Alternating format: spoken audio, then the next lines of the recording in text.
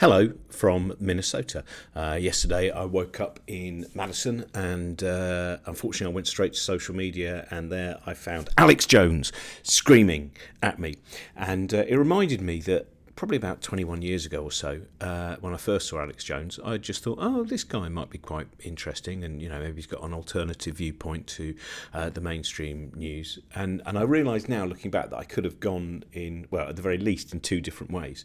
And there is a possibility with the kind of books that I started reading around then, and where I was beginning to question certain ideas, and perhaps had a kind of mock version of skepticism, that there is a possibility that I could now be a full-on conspiracy theorist, basically living on a flat earth where the moon is a spaceship, where John F. Kennedy now works as an Elvis impersonator in an Atlantic City bar that actually also happens to be owned by a still living Elvis Presley. But fortunately, I kind of managed to steer away from that, and I realised, even though it's not at the same time that I have an inordinate amount of trust in mainstream news sources, but at the same time, nor do I think something called an alternative news source, which is more often than not run by a middle-aged egotist who is just asking questions, is trustworthy either. And so fortunately, it didn't take me long to see that Alex Jones was really a pompous, excruciatingly loud and flatulent man. And then since then, we've seen such hideous things as him demonising people, such as the parents of children who died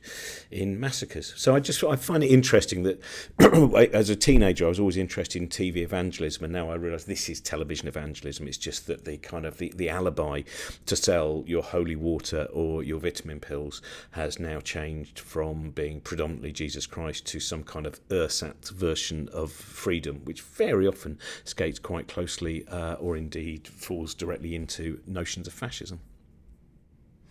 Now, I realised that earlier today I put up something that was a kind of negative thing about one of the negative voices. So I realised that for the purposes of balance in Minneapolis, I should also tell you something positive.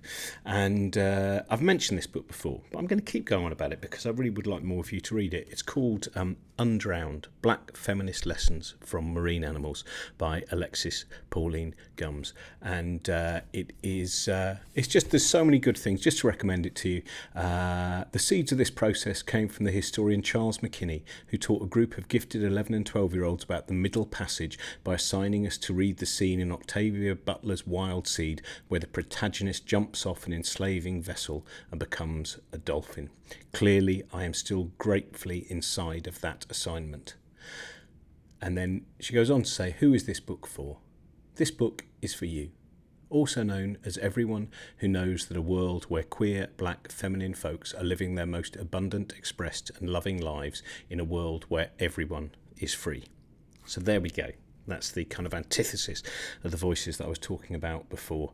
And then also, I'd never heard of this person, Tala Khan Malek, the founder of Sailing for Justice, who is imagining oceanic justice through revolutionary sailing. There is so much for you to just, get your head round, get your head into, take your dreams to places with this book, Undrowned. Highly recommended.